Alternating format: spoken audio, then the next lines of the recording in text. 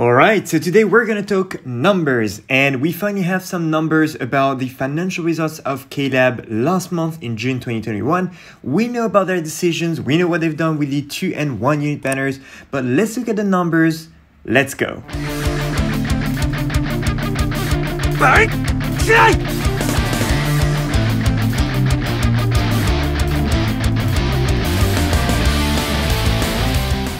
So first things first, this was an old document that I did like a little while back. That was, I think I did like around the same time last year in 2020, showing how K-Lab almost doubled their revenues in the first half of 2020 when they introduced the new step-up format. So the whole year from January 2019 to June 2019, well, I mean half the year they made like $3 million. And in the same period of time in 2020, they did almost double the same amount of money thanks to having the step-up format. And since they introduced Tapjoy, their revenues increased by 30% as well, on top of the base revenue they get from having just the banners. So they've made a bunch of money.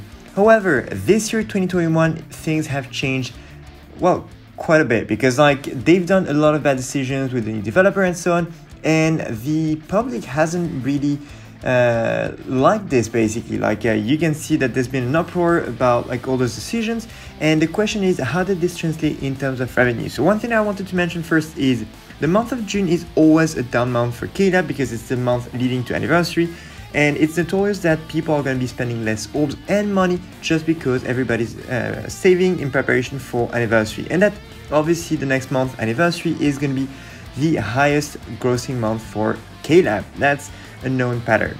However, I've been looking at the data for a few months now, and for example in December 2020, you're gonna see, yes, December 2020, K-Lab's now $2 million in revenues on iOS and $1 million on Android, roughly. These are revenue estimations. It's not the actual number, the exact number, but this is worldwide, so it's taking into considerations all the stores worldwide for all the countries. So they made about like, they had about like 130k downloads for the game. That includes rerolls and so on. That was, you know, like the end of year celebrations, and they made $3 million in revenues, which is quite good. Then in March 2021, sorry, I didn't manage to get all the numbers. In March 2021, they did 1 million revenues on iOS and 1 million in revenues on Android, which is like 2 million in March. So you can see the difference. It's 731k at that time in 2019. And making in 2021 $2 million is really such a big step up from what they used to make. So that's pretty good. And download wise, they made about 130k download. So that's fine.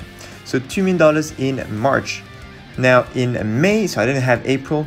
In May, they made $1 million on iOS, $1 million on Android. So we're talking about May, which is, you know, like one of those months, which is slightly better than March if we compare it to the same time in 2019. And they made $2 million in revenues in total, which is a little bit over double what they made at that time, which is still fine. So essentially, like they've been on $2 million revenues a month worldwide since January roughly.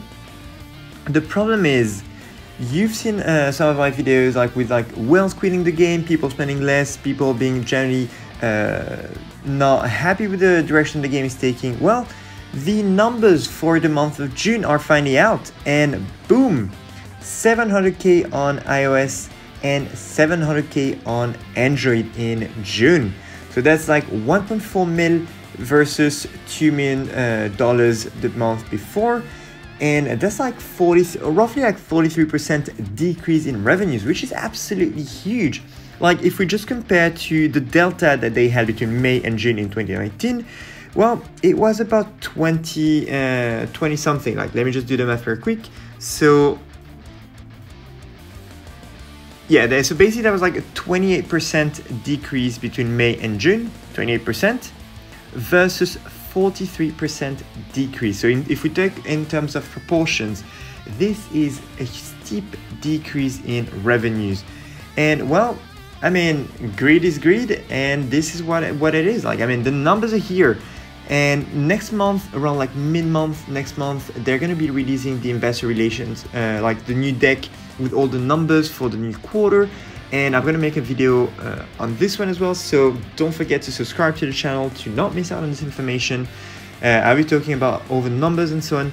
Now, this is good. So we've seen that, I mean, it's not good, but you get the idea. So we've seen that basically revenues have been going down, and there's a huge decrease between last month and this month. Now, I wanted to explore something else as well. So this is the last 30 days. So it's not exactly like the previous one. So it's a little bit over $1 million. So granularity on this tool is a bit different. So we've seen that it's about 1.4 mil and about 130K downloads. Now, the revenue breakdown is very interesting. So 38% of the revenues are coming from the US versus 34% from Japan. So the US is accounting for more revenues than Japan, but it's almost 50-50 in terms of those two countries. Now, in terms of downloads, the US account for 17% of the market share for downloads, 11% for Thailand, knowing that KLab has expanded to Southeast Asia with a new release. Japan is only at 9%, which is almost the same as Thailand size-wise. Vietnam is at 9%, and Brazil, and KLab still doesn't have Portuguese supported as one of the languages in the game, Brazil is at 8%. However, Brazil also, well, in terms of revenues, Brazil doesn't account for as much compared to other countries. So the lifetime value for Brazil is not as big as the one for the United States and so on. So next up we have France, followed by Taiwan and United Kingdom in terms of revenues, and I'm currently based in the UK. And then 16% other come from those countries above. So if you're from one of those countries, well, here you are. In terms of lifetime value all time, East, so East is for those countries, we're about like $22. So the lifetime value is for the customer. So it just shows you basically the value of said customers versus other tiers of customers. In the West, we're talking about the US, Canada, Australia, France, Germany, and the UK. We're slightly under that value at $19.24. And then the overall global lifetime value is around $13. Now, if you compare this with another game, Bleach Mobile 3D, also owned by KLab, it's 50-50 in terms of the, well, 50% US, 50% China. Then you've got Thailand, France, and Malaysia behind. In terms of downloads, honestly, Brazil is really big on Bleach. Sadly, they don't account for as much in terms of revenues, which is why KLab is not giving them the attention they deserve. Now we've got US behind in numbers, China, Russian, and France, and then a bunch of other countries. And the LTV here is really a lot lower. Next up, what we have, okay, we've seen this one already. Let me just like pop up some more numbers. So let's see, can I open this one? No, it's not clickable. Anyway, you get the idea. Let me see if I can just open the dashboard, and nope, well, whatever. All right, and that's it, guys. I hope you enjoyed this video. I hope you enjoyed the content. If you did, don't forget to subscribe to the channel. It means a lot. Don't forget to leave a like and let me know in the comments below what you think about the situation. And I'll see you next time. Tchuss! Salut les amis. Alors, petite vidéo aujourd'hui pour parler de chiffres. Alors, en 2019 à peu près, 2020, j'avais fait cette sorte d'infographie, enfin, j'avais montré ces chiffres dans une vidéo où j'étudiais en fait les revenus de KLab par rapport au téléchargement sur l'année 2019 et je comparais ça avec la même période sur 2020. Et grosso modo, 2019, j'avais vu que entre janvier et juin 2019, KLab avait fait 3,27 millions de dollars de recettes et que entre janvier et juin 2020, c'est-à-dire la même période, les mêmes 6 premiers mois de l'année, mais en 2020, à la suite de l'introduction du format des step-up, KLab avait pratiquement doublé ses revenus à 6,1 millions de dollars. Et ce, pourtant, c'était juste avant l'introduction de Tapjoy qui, d'après une étude qui a été faite, a boosté les revenus de KLab de 30% depuis l'introduction de Tapjoy. Donc on peut imaginer que les revenus ont encore grimpé depuis là. Donc grosso modo, le format Step Up a permis à KLab d'engranger un maximum de revenus, de doubler les recettes. Tapjoy a permis d'augmenter cela, de faire une progression de 30% supplémentaire. Maintenant, Ce qui se passe, c'est que j'ai suivi les chiffres un petit peu de Khool avec le revenu depuis quelques mois, et voilà ce que ça donnait. Alors, en décembre 2020, on était à 3 millions de dollars iPhone et Android, Apple et Android confondus. En mars 2021, on était sur du 2 millions de recettes mensuelles, et en fait, on était à peu près sur une base mensuelle à 2 millions de dollars de revenus globaux, 2 millions de revenus globaux pour l'application Bleach.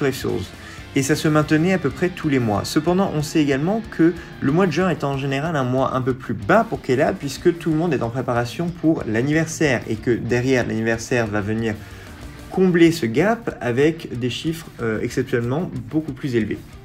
Cependant, en 2019, le delta qu'on avait entre mai et juin était de l'ordre de 28%, là où entre mai et juin cette année, 2021, on passe de pareil 2 millions, qui est le chiffre stationnaire que Khool affiche, à 700 000 sur iPhone et 700 000 sur Android, c'est-à-dire à peu près 1,4 million.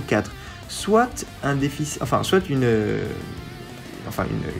différence de 48% entre mai et juin. Khool a réalisé 48% de revenus en moins, ce qui est colossal. Ce sont des chiffres colossaux, c'est une différence absolument énorme.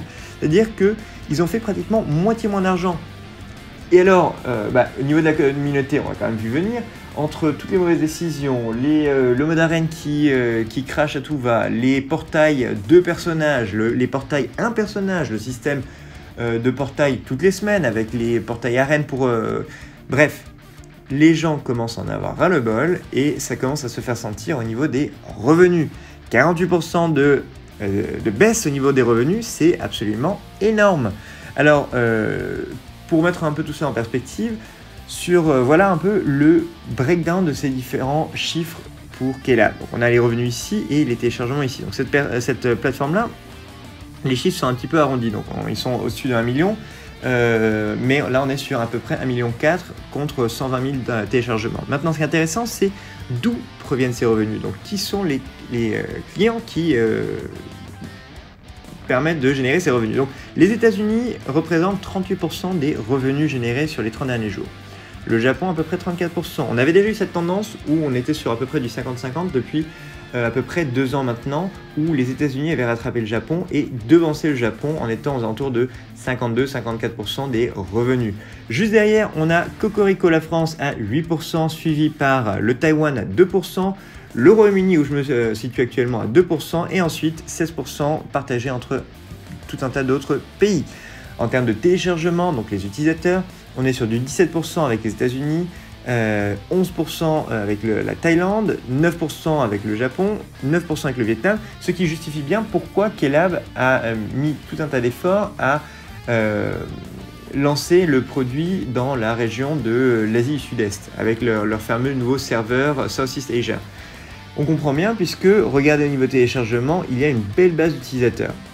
Cependant, au niveau des revenus, c'est pas tout à fait ça. C'est-à-dire que certes, ils ont mis tous ces efforts par rapport à ça, mais comment est-ce que ça se traduit niveau revenu? Pas tout à fait comme prévu, tout simplement. Bref. Ensuite, on a le Brésil qui est toujours très présent, 8%, ils sont toujours très présents sur Bleach. Malheureusement, là encore, la valeur que ces utilisateurs représentent au niveau de la balance monétaire chez Khool est assez négligeable. Donc oui, ils sont nombreux, mais ils ne pèsent pas forcément énormément dans la balance financière. Pour ça que Khool n'en a rien à foutre et qu'il ne développe pas le jeu en portugais. Et ensuite, les 46 autres %, ils sont partagés entre tous les autres pays.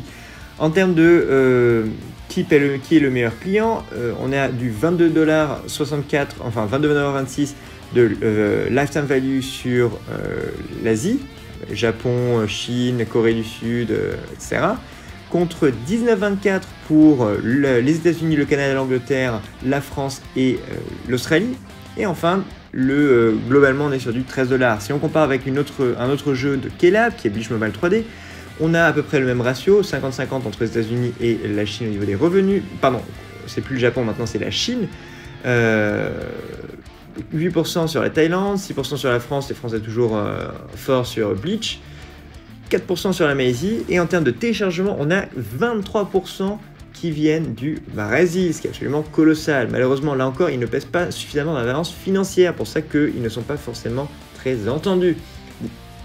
pardon, 19% pour les États-Unis, 10% pour la Chine, 6% pour la Russie, 6% pour la France et 36% sur le reste. Au niveau de la valeur lifetime value pour les différents tiers d'utilisateurs, on est beaucoup plus bas que sur Bleach Resource. Donc voilà, c'est tout. Sur la vidéo, moi je vais m'arrêter là. J'espère qu'elle vous aura plu. Si tel est le cas, n'oubliez pas de vous abonner à la chaîne. Ça fait vraiment toute la différence. De lâcher un petit like et de me dire dans les commentaires en dessous ce que vous pensez de la situation. Voilà, à plus les amis. Bye bye.